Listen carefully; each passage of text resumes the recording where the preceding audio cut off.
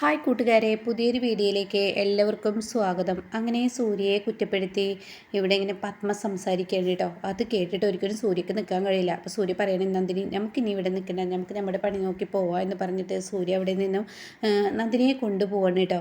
എന്നാൽ ഈ സമയം ഉടൻ തന്നെ എൻ്റെ അമ്മ, എന്നാലും അവൻ്റെ ഒരു കയ്യിലിരിപ്പ് ആലോചിച്ച് നോക്ക് എന്നൊക്കെ പറഞ്ഞിട്ട് വേദ സംസാരിക്കുകയാണ് കേട്ടോ. ഏട്ടൻ അമ്മയോട് ഈ ക്രൂരത ചെയ്യുന്ന ഒരിക്കലും പ്രതീക്ഷിച്ചില്ല. അപ്പോൾ അത് കേട്ട ഉടൻ തന്നെ യതീന്ദ്രൻ പറയാണ്, വായിൽ തോന്നിയത് വിളിച്ച് പറയില്ലേ വേദ, അല്ലെങ്കിലും അച്ഛനെ അവരെ സപ്പോർട്ട് ചെയ്യുന്നത് കുറച്ച് മുൻഗണന കൂടുതലാണല്ലോ, അതുകൊണ്ടാണല്ലോ ഇങ്ങനെയൊക്കെ വരുന്നത്. ഞാൻ ആരെയും സപ്പോർട്ട് ചെയ്തതല്ല, ഒന്ന് നിങ്ങൾ ചിന്തിക്കണം, ഒരിക്കലും അങ്ങനെ വന്നതല്ല എന്നൊക്കെ പറയുമ്പോൾ മതി, നിങ്ങൾ നിർത്തുന്നുണ്ടോ? ആ പെണ്ണിനെ പുകഴ്ത്തി സംസാരിക്കില്ല, അവളാണ് ഇതിനൊക്കെ ഒരുങ്ങിയത്, എൻ്റെ മകൻ അവൾക്ക് വേണ്ടി ഇപ്പോൾ അതും ചെയ്യൽ തുടങ്ങി, എൻ്റെ ജീവൻ കളയാൻ പോലും നോക്കി എന്നൊക്കെ ഇങ്ങനെ പറയാൻ കേട്ടോ പത്മ. പിന്നീട് കാണിക്കുന്നത് നന്ദിനിയും സൂര്യയാണ്. അവർ വീട്ടിൽ വന്ന് ഇറങ്ങണം കേട്ടോ. അപ്പോൾ നന്ദിനിയാണെങ്കിലും നല്ല സൂര്യയാണെങ്കിലും നല്ല കലിപ്പിലാണ്. അപ്പോൾ സൂര്യ നല്ല ദേഷ്യത്തോടു കൂടി അകത്തോട്ട് കയറി പോകുമ്പോൾ നന്ദിനി പിറകെ ഓടി ചെല്ലുകയാണ് കേട്ടോ. അപ്പോൾ അത് കാണുന്നതിനോടുകൂടി ഉടൻ തന്നെ നന്ദിനി ചോദിക്കുകയാണ്, എന്തിനാ സൂര്യ സാർ ഇങ്ങനെ ദേഷ്യപ്പെടുന്നത്? പിന്നെ ഞാൻ എന്താ വേണ്ടത്? അവർ പറഞ്ഞത് കേട്ടില്ലേ? അവർക്ക് യാതൊരു ബോധവും ബുദ്ധിയില്ല, അവരെ കൊല്ലാൻ ഞാൻ ഇങ്ങനെയൊക്കെ ചെയ്തു എന്ന്. ഞാൻ അങ്ങനെ ചെയ്യുമോ എന്നൊക്കെ ഇങ്ങനെ പറയുമ്പോൾ ഉടൻ തന്നെ നന്ദിനി ചോദിക്കുകയാണ്, സൂര്യ സാർ ഞാനൊരു കാര്യം ചോദിച്ചാൽ ചോദിച്ചാറിന് ദേഷ്യമൊന്നും തോന്നില്ലല്ലോ? അത് കേട്ടോടെ തന്നെ നീ ചോദിച്ചു തന്നിനി, നിനക്ക് എന്ത് വേണമെങ്കിലും ചോദിക്കാമല്ലോ. അത് കേട്ടോടെ തന്നെ, സാറേ ഞാനൊരു കാര്യം ചോദിക്കട്ടെ, സത്യത്തിൽ സാറിൻ്റെ അമ്മയെ കൊല്ലാൻ വേണ്ടി സാർ തന്നെയാണോ അതിൽ ഷോക്ക് അടിപ്പിച്ചത്? നീ എന്താ നന്ദിനി പറയുന്നത്? എല്ലാവരും സംശയിക്കുന്നത് പോലെ നീ എന്നെ സംശയിക്കുകയാണ്, നീ അങ്ങനെയാണോടോ എന്നെ ഇത്രയും നാളും കണ്ടത്? അല്ല സാറേ, ഞാനത് ചോദിക്കാനൊരു കാരണമുണ്ട്. വേണ്ട നന്ദിനി, ഇങ്ങനെയുള്ള ഈ പറച്ചിൽ മനസ്സിനെ വല്ലാതെ മുറിവേൽപ്പിച്ചു. എല്ലാവരും പറയുമ്പോൾ എനിക്കത്ര വേദന ഉണ്ടായിരുന്നില്ല, പക്ഷെ നീ പറഞ്ഞപ്പോൾ എനിക്ക് വേദനയായി. അപ്പോൾ നന്ദിനി പറയണേ, ഞാനൊരിക്കലും സൂര്യ സാറിനെ കുറ്റപ്പെടുത്തി പറഞ്ഞതല്ല. സൂര്യ സാറ് ആ ഒരു മെഷീൻ ഓണാക്കുമ്പോൾ ഞാൻ വേണ്ടെന്ന് പറയുമ്പോൾ ഉടൻ തന്നെ പത്മ മേഡം അത് ഓണാക്കാൻ പോകുമ്പോൾ സൂര്യ സാർ എന്നോട് പറഞ്ഞൊരു വാക്കുണ്ട്, അതായത് അങ്ങനെ ഒന്ന് ഓണാക്കുന്നത്, എൻ്റെ മമ്മി ഒന്ന് ഓണാക്കുന്നത് ഞാനൊന്ന് കാണട്ടെ എന്ന്. അപ്പോൾ അതിൽ നിന്ന് മനസ്സിലാക്കിയെടുത്ത ഒരു കാര്യമാണ്. അങ്ങനെ എന്തെങ്കിലും വാശിപ്പുറത്ത് എന്തെങ്കിലും ചെയ്തതാണോ? അത് കേട്ടോടെ തന്നെ, എടോ ഞാൻ ഒരിക്കലും അങ്ങനെയൊന്നും ചെയ്യില്ല, ഒരാളെ കൊല്ലാൻ മാത്രമുള്ള ബുദ്ധിയും ഇതൊന്നും എൻ്റെ അടുത്തില്ല. എന്നാൽ നീ ഇപ്പോൾ ചോദിച്ച ചോദ്യത്തിന് കാര്യമുണ്ട്. നന്ദിനി പറയണ, അത് ഒരു പുതിയ മെഷീനല്ല, ആ പുതിയ മെഷീനിൽ നിന്ന് എങ്ങനെ ഷോക്ക് വരാനാണ്? അതും നല്ല വോൾട്ടേജോട് കൂടി വെച്ചിരിക്കുന്ന മെഷീനല്ലേ, അതിൽ നിന്നൊരു ഷോക്ക് വരുമോ? അത്രയും ചെക്കിങ്ങും കാര്യങ്ങളൊക്കെ കഴിഞ്ഞ് വന്ന മെഷീനല്ലേ എന്നൊക്കെ ഇങ്ങനെ പറയുമ്പോൾ ഉടൻ തന്നെ നന്ദിനി, ഇപ്പോൾ ചോദിച്ചത് നീ ഒരു ചോദ്യമാണ്, അത് നീ ചോദിച്ചത് കാര്യം. ഈ പറയുന്ന എൻ്റെ അമ്മ ആദ്യം ഒരു മെഷീൻ ഓണാക്കി, അത് എൻ്റെ അമ്മയുടെ മെഷീനാണെന്ന് എല്ലാവർക്കും അറിയാം, എന്നാൽ അമ്മക്ക് അതിൽ നിന്ന് ഷോക്ക് വന്നില്ല.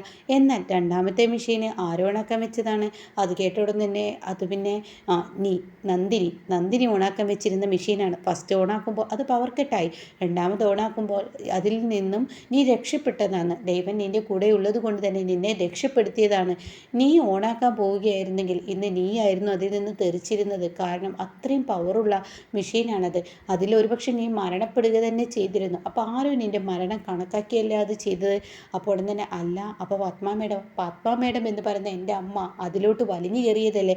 എൻ്റെ അമ്മ നീ ഓണാക്കുന്ന കുശുമ്പിനെ ഓടിച്ചെന്ന് അതിലോട്ട് കയറിയതല്ലേ?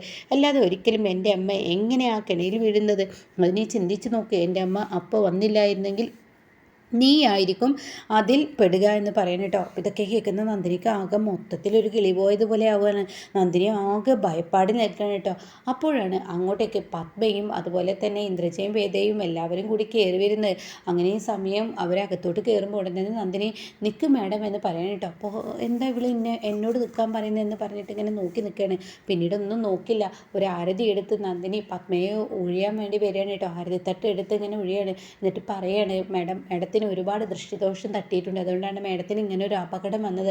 ആ അപകടം ഒഴിവാക്കുന്നത് ഈ ആരതിയിലൂടെ ആവട്ടെ എന്ന് പറഞ്ഞിട്ട് ആരതി എടുത്ത് ഒഴിയുന്ന സമയത്ത് ഉടൻ തന്നെ പത്മ ആരതി ഒരൊറ്റ തട്ടാണ് കേട്ടോ. മതിയടി നിൻ്റെ അഭിനയം, എന്നെ കൊല്ലാൻ നോക്കിയിട്ട് ഭർത്താവിനെ കൊണ്ട് എൻ്റെ മകനെ കൊണ്ട് നീ എന്നെ കൊല്ലാൻ നോക്കിയതും പോരാ, ഇപ്പം നീ ആരതി തട്ട് പ്രയോഗം നടത്തുന്നു. എൻ്റെ അടുത്ത് വേണ്ടടി നിൻ്റെ നാടകം. അപ്പോൾ അത് കേൾക്കുന്ന യതീന്ദ്രൻ പറയണേ, നന്ദിനിയോട് എന്തിനാണ് പത്മയെ നീ ഇങ്ങനെയൊക്കെ കാട്ടിക്കൂട്ടുന്നത്? പിന്നെ ഞാൻ ഇവിടെ എന്താ വേണ്ടത്? അപ്പോൾ വേദ പറയണത് ശരിയാണ് പറയാണ് ഇവിടെ ഒറ്റ ഒരുത്തിയാണ് ഇത് ചെയ്തിട്ടുണ്ടാവുക, ഏട്ടനെ കൊണ്ട് ഇതൊക്കെ ചെയ്യിപ്പിച്ചതാണ്, ഇവൾക്ക് ദേഷ്യമാണ്, നമ്മുടെ അമ്മ മെഷീൻ ഓണാക്കിയതിൻ്റെ പ്രതികാരമാണ്, ഇവളിങ്ങനെ മിണ്ടാമ്പൂച്ചയെ പോലെ ഇരുന്നിട്ട് ഓരോന്ന് കാട്ടിക്കൂട്ടുന്നത് കണ്ടില്ലേ. അത് കേട്ടിട്ടാണ് കേട്ടോ അങ്ങോട്ടേക്ക് ഈ പറയുന്ന സൂര്യ കയറി വരുന്ന. സൂര്യ പറയുന്ന മതിയടി നിർത്തടി, ഇനി ഒരുപാട് നേരമായല്ലോ ഈ നന്ദിനിയെ കുറ്റപ്പെടുത്തത്, നന്ദിനിയാണ് ഇത് ചെയ്തതെന്ന് നിനക്കറിയോ. അത് കേട്ടോടെ തന്നെ നന്ദിനി അല്ലെങ്കിൽ പിന്നെ ആരാ, ഏട്ടനായിരിക്കും ചെയ്തിട്ടുണ്ടാവുക. അമ്മ അപ്പം കണ്ടില്ലേ, ഒരു മരണത്തിന് മുന്നിൽ നിന്നാണ് അമ്മ രക്ഷപ്പെട്ട് വന്നത്. അപ്പോൾ അത് കേട്ട ഉടൻ തന്നെ സൂര്യ പറയണേ ഒരിക്കലും എൻ്റെ ഭാര്യ നന്ദിനി ചെയ്യില്ല. അത് കേട്ട ഉടൻ തന്നെ മതിയുടെ, നീ ഈ വേലക്കാരനെ സപ്പോർട്ട് ചെയ്തത്, വേലക്കാരിയെ സപ്പോർട്ട് ചെയ്തത്, നീ ഈ വേലക്കാരിക്ക് വേണ്ടി എന്നെ കൊല്ലാൻ നോക്കി, അങ്ങനെയെങ്കിൽ അങ്ങനെ ആവട്ടെ, ഇതുവരെ നന്ദിനിക്കായിരുന്നല്ലോ കുറ്റം, ഇപ്പോൾ എനിക്കല്ലേ. എന്നാൽ ഇത്രയും ബുദ്ധിയും വിവരമുള്ള, അപ്പോഴേക്കും അവർ തമ്മിലിങ്ങനെ വഴക്കുണ്ടാവുകയാണ് കേട്ടോ. അപ്പോൾ യതീന്ദ്രൻ പറയണം ഒന്ന് നിർത്തുന്നുണ്ട് പത്മ, എത്ര നേരമായി നിങ്ങൾ തമ്മിലിങ്ങനെ വഴക്ക് കൂടുന്നു. പിന്നെ ഞാൻ വഴക്ക് കൂടാതെ ഞാൻ എന്താ വേണ്ടത്, മിണ്ടാതിരിക്കുക വേണ്ടത്. ഇവർ പറയുന്ന ഓരോ വാക്കുകൾക്കും ഞാൻ മിണ്ടാതിരിക്കണോ, എന്തിനാ ഞാൻ മിണ്ടാതിരിക്കുന്നത്, അതിൻ്റെ ആവശ്യമില്ല. ഇവർക്ക് ഇത്രയും ബുദ്ധിയും ബോധവും ഉണ്ടായിട്ട് ഇവർ ചിന്തിക്കുന്നത് എന്താ, ഞാൻ ഇവരെ കൊല്ലാൻ നോക്കിയെന്നോ, ഇവരുടെ സ്വഭാവം ഇവർ ചെയ്യും, പക്ഷെ ഞാനത് ചെയ്യില്ല, ഞാൻ പറയുന്നത് ഇവരാണ് എൻ്റെ ഭാര്യയെ കൊല്ലാൻ നോക്കിയതെന്ന് പറഞ്ഞാൽ നിങ്ങൾക്ക് നിഷേധിക്കാൻ കഴിയുമോ. അത് കേൾക്കുന്ന പത്മ ഓഹോ, ഷോക്ക് അടിച്ച് വന്നാൽ എന്നോട് നീ ഇത് തന്നെ പറയണം, ഞാനാണ് കൊല്ലാൻ നോക്കിയത് എൻ്റെ ഭാര്യയെന്നില്ലേ. അതെ, ബുദ്ധി ഉണ്ടെങ്കിൽ ഒന്ന് ചിന്തിച്ച് നോക്ക്. ഫസ്റ്റ് മെഷീൻ നിങ്ങൾക്ക് ഓണാക്കാനുള്ളതാണ്, സെക്കൻഡ് മെഷീൻ എൻ്റെ ഭാര്യയ്ക്കാണെന്ന് ഞാൻ ഓൾറെഡി ആദ്യമേ പറയൽ കഴിഞ്ഞിട്ടുണ്ട്. അപ്പോൾ രണ്ടാമത്തെ മെഷീൻ എൻ്റെ ഭാര്യയിലെ ഓണാക്കാൻ പോയിരുന്നത്, ഫസ്റ്റ് മെഷീൻ അമ്മ ഈ സെക്കൻഡ് മെഷീൻ കയ്യിൽ വെക്കാൻ ഒരുങ്ങിയപ്പോൾ ചിലവർ അത് തട്ടിമാറ്റാൻ നോക്കി. എന്നാൽ അവിടെ തന്നെ എന്തോ ഒരു ലക്ഷണക്കിടെ എനിക്ക് മനസ്സിലായി, അവിടെ തന്നെ എന്തോ ഒരു ചുറ്റിക്കളി എനിക്ക് തോന്നി. ഈ കൂട്ടത്തിൽ ആരോ നന്ദിനിയെ കൊല്ലാൻ വേണ്ടി ചെയ്തതാണ്. നന്ദിനി ഓണാക്കാണ്ട മെഷീൻ അമ്മയുടെ വാശിപ്പുറത്ത് അമ്മ ഓടിച്ചാടി ആ മെഷീനിൽ കൈവച്ചത് കൊണ്ടാണ് അമ്മ തെറിച്ചത്. അല്ലായിരുന്നെങ്കിൽ എൻ്റെ നന്ദിനിയായിരുന്നു തെറിച്ചിരുന്നത്. നിങ്ങളൊന്ന് ബുദ്ധിയോടുകൂടി ചിന്തിക്കുക, നിങ്ങൾക്ക് കുറച്ച് വിവരമുണ്ടെങ്കിൽ നിങ്ങളതൊന്ന് ആലോചിച്ച് വെക്ക്. സത്യത്തിൽ നന്ദിനിയല്ലേ ഷോക്കേൽക്കേണ്ടത്, അതിന് നിങ്ങൾ വീണതല്ലല്ലോ, നിങ്ങൾ പേടിച്ചതല്ലേ എന്ന് പറയട്ടോ.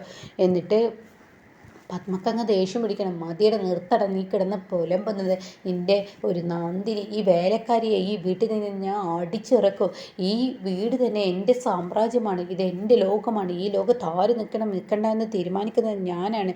അപ്പോൾ ഉടൻ തന്നെ സൂര്യ പറയണേ ഈ വീട്ടിൽ ആര് നിൽക്കണം തീരുമാനിക്കുന്നത് ഞാനാണ്, ഞാൻ എന്തായാലും ഈ മെഷീനിൽ ഷോക്ക് വെച്ചവരെ ഞാൻ കണ്ടെത്തും. അത് കേൾക്കുന്ന വിജയ് പറയണേ അയ്യോ എന്നെ പിടിച്ചു ഇന്ദ്രജയ്, എന്നെ പിടിച്ച് ഈ വീട്ടിൽ എനിക്ക് നിൽക്കാൻ പറ്റില്ല, നീ ഇവിടെ നിന്ന് പോകും, എന്നെ എല്ലാവരും കൂടി പുറത്തിറക്കും. ഇപ്പോൾ എന്താ ഉണ്ടായത്, എൻ്റെ മേലിലോട്ട് തന്നെ വരുന്നു, സൂര്യ അത് CID ആവുന്നു. അത് കേട്ടോടെ നിങ്ങളൊന്ന് അടങ്ങ്, നിങ്ങളൊന്ന് മിണ്ടാതിരിക്കും, നിങ്ങളിങ്ങനെ ടെൻഷൻ ആവല്ലേ. അപ്പോൾ ഉടൻ തന്നെ എന്താ നീയാണോടി ചെയ്തത് എന്ന് വേദയോട് ചോദിക്കുകയാണ്. അപ്പോൾ വേദ പറയണേ ചെയ്തതും പോരാ, പിന്നെ ഞങ്ങളുടെ മേത്തോട്ട് ഇടാൻ നോക്കുന്നു, ഇത് നല്ല കേടാണല്ലോ, ഏട്ടന് വേറെ പണിയൊന്നുമില്ല എന്ന് പറഞ്ഞിട്ട് വേദ നന്ദിനിയെക്കുറിച്ച് അസഭ്യമായ വാക്കുകൾ പറയുമ്പോൾ ഉടൻ തന്നെ സൂര്യക്ക് ദേഷ്യം പിടിക്കുകയാണ് കേട്ടോ. അപ്പോൾ സൂര്യയോട് പത്മ പറയണേ എടാ മതിയെടാ, ഇവളെന്ന തോട്ടക്കാരിയെ ഈ വീട്ടിൽ നിന്ന് അടിച്ചിറക്കും, ഇത് പത്മയുടെ ലോകമാണ്, പത്മയുടെ ലോകത്ത് ആര് ജീവിക്കണം തീരുമാനിക്കുന്നത് ഞാനാണ്, ഇവളിവിടെ നിൽക്കാൻ പാടില്ല, ഈ വേലക്കാരി ഇപ്പം ഇറങ്ങണം, അതിന് ഇവൾ വേലക്കാരിയല്ല, ഇവൾ എൻ്റെ ഭാര്യയാണെന്ന് പറഞ്ഞിട്ട് സൂര്യൻ നന്ദിനിയെ അങ്ങ് ചേർത്ത് പിടിക്കാണ്. ഇവൾ എൻ്റെ ഭാര്യയാണ്, എൻ്റെ ഭാര്യയ്ക്ക് എൻ്റെ വീട്ടിൽ സ്ഥാനമുണ്ട്, പിന്നെ ഇത് നിങ്ങളുടെ വീടല്ല എൻ്റെ വീടാണ്, എൻ്റെ വീട്ടിൽ ആര് നിൽക്കണ്ടെന്ന് തീരുമാനിക്കുന്നത് ഞാനാണ്. പിന്നെ ഞാനൊരു കാര്യം കൂടി നിങ്ങളോട് പറഞ്ഞേക്കാം, ഇതിന് പിറകിൽ കളിച്ചവരെ സൂര്യ കണ്ടെത്താതിരിക്കില്ല, എന്നിട്ടുണ്ടല്ലോ ഒരു നിർത്തിപ്പൊരിക്കൽ, അത് കിട്ടും. അത് കേൾക്കുന്ന വിജയ്ക്ക് പേടിയാവണം കേട്ടോ. പിന്നീട് പത്മ ഇങ്ങനെ ടെൻഷൻ അടിച്ചിരിക്കുകയാണ്, താൻ ഷോക്കേറ്റതിനെ കുറിച്ച് ഇങ്ങനെ ചിന്തിക്കുകയാണ്. അപ്പോൾ അങ്ങോട്ടേക്ക് യതീന്ദ്രൻ കയറി വരികയാണ്.